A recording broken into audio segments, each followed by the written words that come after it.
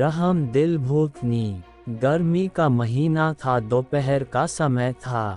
रमेशर भाई किसी गांव से गाय खरीद कर लौटे थे। गाय हाल की ही ब्याई थी और तेज धूप के कारण उसका तथा उसके बछड़े का बुरा हाल था। बेचारी गाय करे भी तो क्या, रह रहकर अपने बछड़े को चाट कर अपना प्यार दर्शा देती थी। रमेशर भाई को भी लगता था कि गाय और बछड़े बहुत प्यासे हैं, पर आसपास में न कोई कुआं दिखता था और न ही तालाब आदि। रमेशर भाई रह रह कर गमछे से अपने पसीने को पोंछ लेते थे और गाय के पीठ पर हाथ फेरते हुए धीरे धीरे कदमों से पगडंडी पर बढ़ रहे थे। कुछ दूरी पर उन्हें एक बारीक बगीचा दिखा। उनके मन में आया कि इस बगीचे में चलते हैं, थोड़ा आराम भी कर लेंगे तथा शायद वहाँ कोई हो और इन गायों को पानी भी मिल जाए। अब रमेशर भाई अपने कदमों को थोड़ा तेज कर दिए और गाय बछड़े के साथ उस बगीचे की ओर बढ़ने लगे। बगीचा बहुत बड़ा था और उसमें तरह तरह के पेड़ों के साथ बहुत सारे बड़े छोटे घास फूस भी उगे हुए थे। पर गर्मी के कारण इन घास फूस का भी बहुत ही बुरा हाल था और कुछ सूख गए थे तथा कुछ सूखने के कगार पर थे। बारी में एकदम से सन्नाटा पसरा था, कहीं कोई आवाज नहीं थी। पर ज्यों ही रमेशर भाई गाय बछड़े के साथ इस बगीचे में प्रवेश किए, गाय बछड़े तथा उनके पैरों के नीचे पेड़ से गिरे सूखे पत्तों के आते ही चरमर की एक भयावह आवाज शुरू हो गई। यह आवाज इतनी भयावह थी कि रमेशर भाई के साथ ही गाय और बछड़े भी थोड़ा सहम गए। रमेशर भाई अब उस बारी के भीतर प्रवेश करना उचित नहीं समझे और किनारे ही एक पेड़ के नीचे पहुंचकर रुकना उचित समझे। छाँव में उन्हें तथा गाय बछड़े को थोड़ी राहत मिली, पर प्यास के कारण उनका बुरा हाल हो रहा था। वे इधर उधर नजर दौड़ाए पर कहीं पानी नजर नहीं आया। उन्होंने थोड़ी हिम्मत करके गाय बछड़े को वहीं छोड़कर पानी की तलाश में उस बारी के भीतर प्रवेश करने लगे। उन्हें लगा कि शायद इस बारी के भीतर कोई तालाब हो, वह भले सूख गया हो पर शायद थोड़ा भी पानी मिल जाए।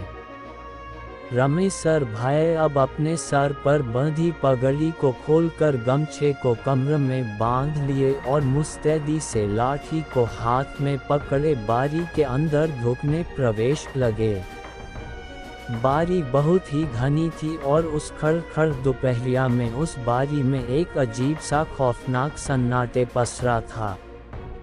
उसी सन्नाटे में रह रहकर रमेशर भाई के पैरों की नीचे पड़ने वाले पत्ते एक और भी भयावह एहसास करा जाते थे।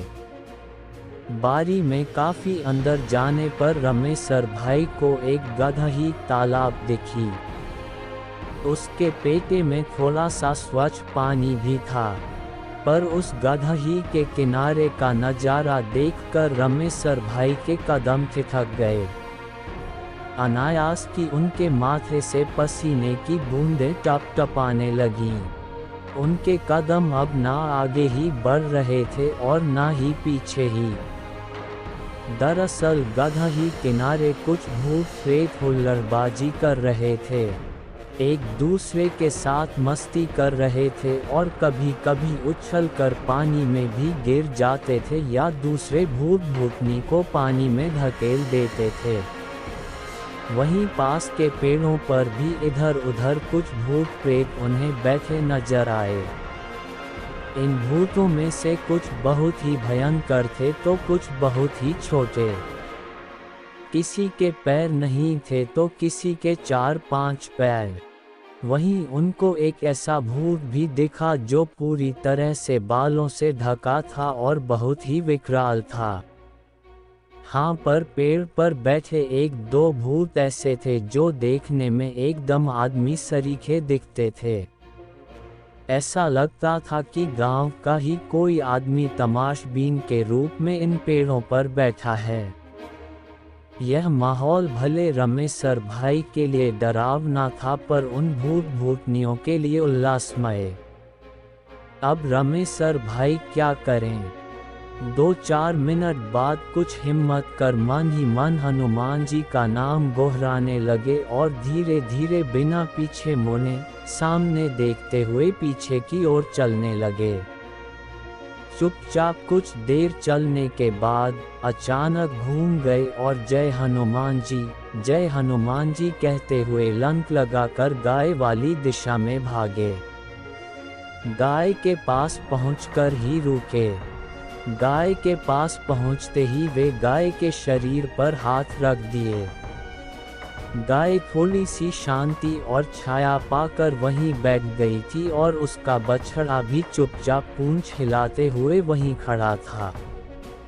कहा जाता है कि गौ वंश का साथ हो तो भूत प्रेत पास नहीं आते। खैर, उनके पास तो गाय ही थी जिसमें देवताओं का वास होता है, तो फिर क्या डरना। उन्हें लगा कि अगर भूत प्रेत हल्ला बोलेंगे तो वे गाय से चिपक कर इस बारी से दूर हो जाएंगे। 5 मिनट तक वे गाय के पास ही उससे सटकर बैठ गए। गाय के पास बैठने पर उनका डर थोड़ा कम हुआ और हिम्मत भी लौट आई। रमेशर भाई सोचे कि अरे, मैं तो गबधू जवान हूँ, रोज पहलवानी भी करता हूँ, अखाड़े में कोई मेरी पीठ नहीं लगा पाता और मैं आज इतना डर गया। अरे, इन भूत प्रेतों से क्या डरना, आज मैं हर हालत में इनका सामना करूँगा और देखता हूँ कि ये भूत प्रेत मेरा क्या बिगाड़ पाते हैं। अगर आवश्यकता पड़ी तो इन सबको ललकार दूंगा और दौड़ा दौड़ा कर मारूंगा। दरअसल बात यह थी कि रमेशर भाई बहुत ही निडर स्वभाव के थे और अकेले ही रात में गांव से दूर तक घूम आते थे। रात को नहर के पानी से दूर दराज के खेतों को भी पटा आते थे और आवश्यक होने पर दूर दराज के खेतों में भी अकेले ही सो जाते थे। कभी कभी तो वे गाय चराने अकेले ही दूर तक जंगल में भी चले जाते थे। गाय के पास बैठे बैठे ही अचानक रमेशर भाई के जेहन में यह ख्याल आया कि क्यों नहीं गाय और बछड़े को लेकर इस गदही के पास चला जाए। हम तीनों को पीने का पानी भी मिल जाएगा और भूत प्रेतों को और नज़दीक से देखने का मौका भी। उनके दिमाग में यह भी बात थी कि जब गाय बछड़े साथ में हैं तो भूत प्रेत तो मेरा कुछ भी नहीं बिगाड़ सकते। रमेशर भाई उठे और गाय का पगहा सहित गरियां गले में लगी रस्सी पकड़कर गदही की ओर निर्भीक होकर बढ़ने लगे। गाय के पीछे पीछे बछड़ू भी चलने लगा। ज्यों ही रमेशर भाई गाय को लेकर गदही के पास पहुँचे, गाय, बछड़ू और उनके पैरों के कारण चरमराते पत्तों आदि से उन भूत प्रेतों के रंग में भन पड़ गया। सभी चौकन्ने होकर रमेशर भाई की ओर देखने लगे। एक बड़ा भूत तो गुस्से में रमेशर भाई की ओर बढ़ा भी, पर पता नहीं क्यों अचानक रुक गया और पास के ही एक पेड़ पर चढ़ बैठा।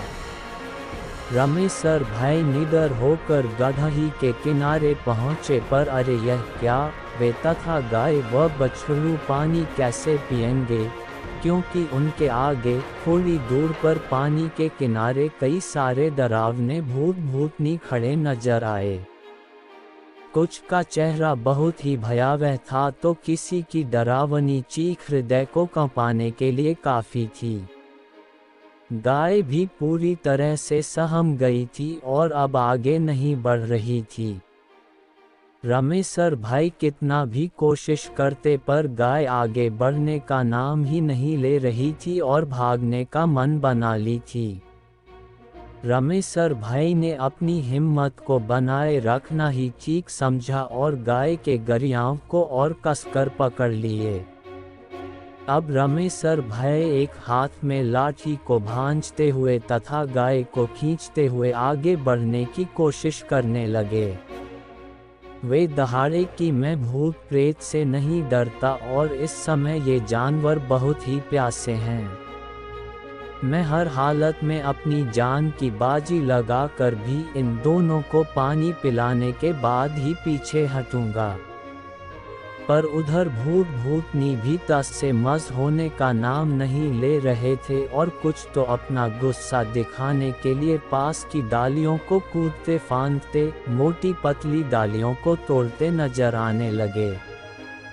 कुछ पानी में कूदकर उसे गंदा भी करने लगे। अब बारी का माहौल और भी डरावना होने लगा था, इतना डरावना कि कमजोर दिल वालों के मुंह में प्राण आ जाएं।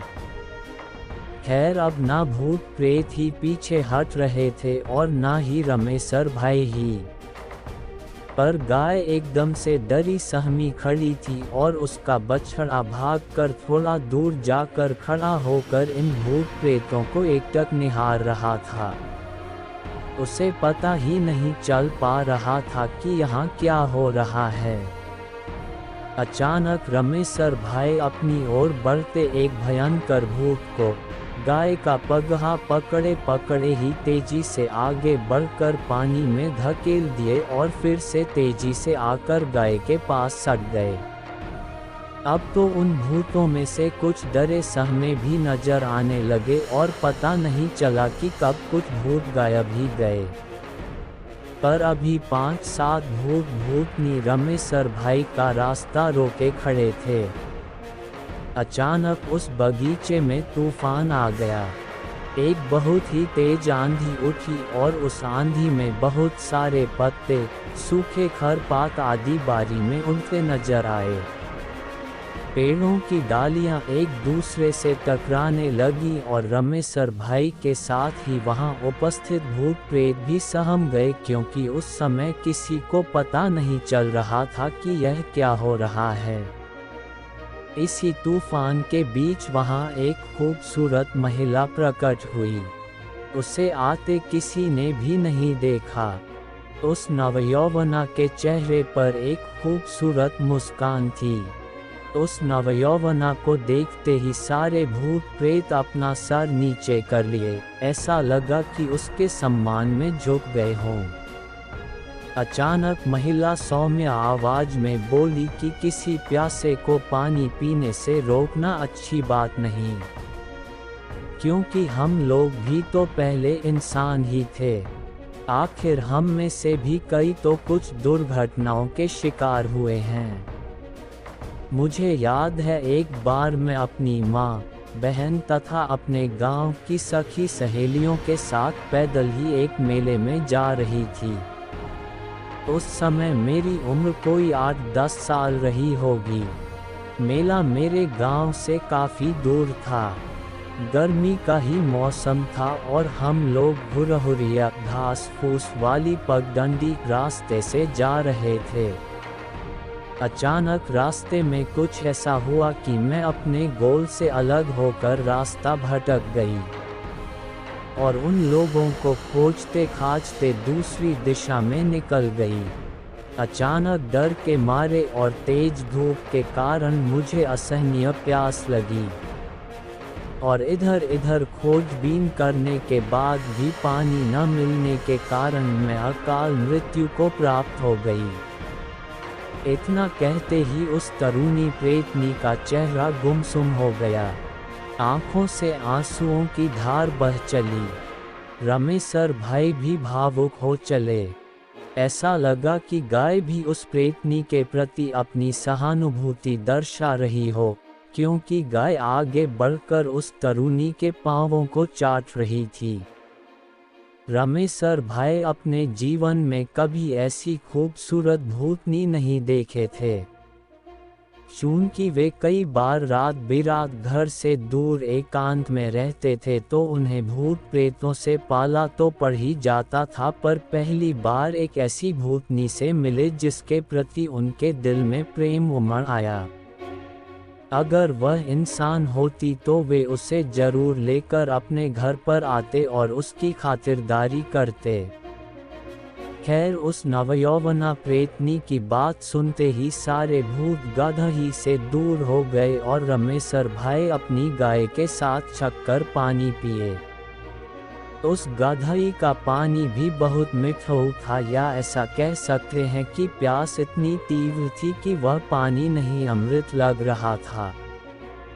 बछड़ा भी अब कोरड़ा कर गढ़ी किनारे आ गया और पानी पीने लगा। पानी पीने के बाद रमेसर भाई अपने अंगोछे को पानी में भिगोकर गाय तथा बछड़े के शरीर पर मलने लगे।